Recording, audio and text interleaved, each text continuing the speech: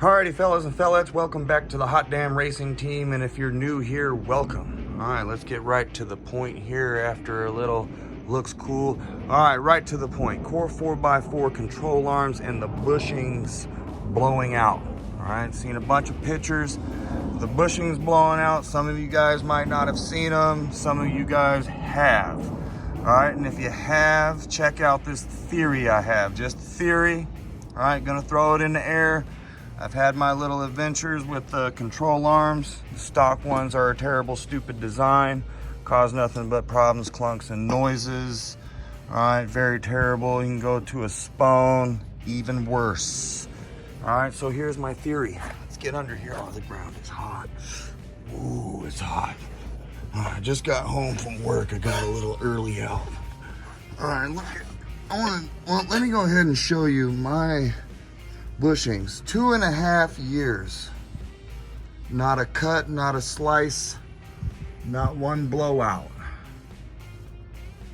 All right, and I have them on the wrong way.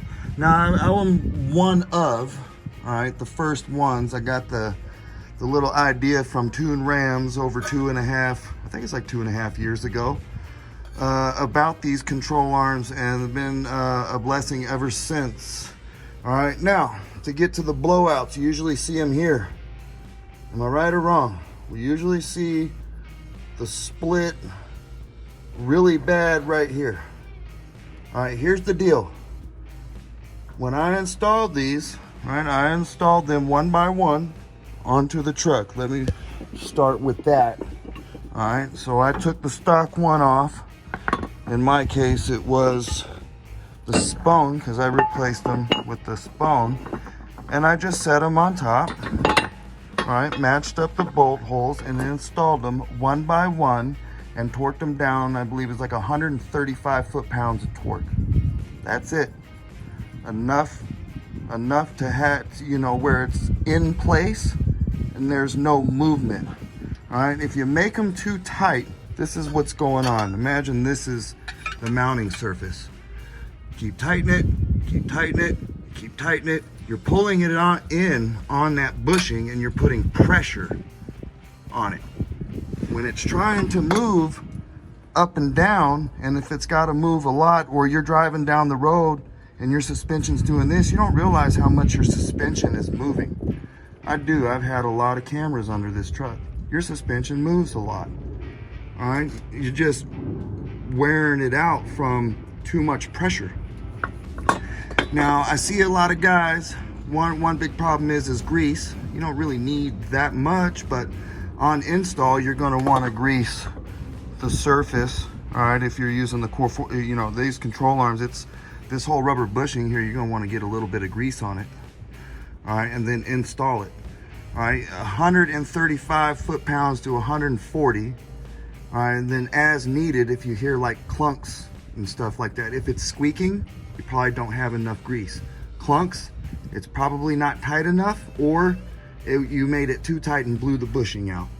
All right, about 130 foot-pounds, this thing shouldn't move anywhere left, right, up, down. It's perfect. The guide rod inside here, all right, the mounting eyelet is damn near perfect from Core 4x4. There is really no movement. All right, so you want a little bit of grease on here, and it not so freaking tight where you're putting pressure on the bushing on both sides. You understand? That is destroying it. It needs some movement. The bushing is going to move, articulate in there. That grease is going to help that articulation. If it's too tight, you're basically, I hope I'm saying this right, you're friction welding it. So when it's going to move up and down, the weakest link is going to go. And that's that rubber bushing. I hope I explained that well enough. All right, it's just a theory. That's what I'm thinking right now. 2.5 years, a bunch of racing, nitrous pumps, off-roading, and they look really, really good. All right, I've dealt with a lot of Core 4x4 control arms, so I hope I am correct on this theory. I don't know. Hot damn hell yeah, y'all, the baddest. I need to get off this ground. My back is really burning right now. Tonight, all right, tonight, I should get the last piece for the turbo setup. All right. And the cold side will be completely plumb. Hot side is basically done, just except for a muffler, whatever. You don't need a muffler to run it. Yeah. All right, I appreciate y'all. Hot damn hell yeah. Hopefully see you tonight on the live video. Yeah.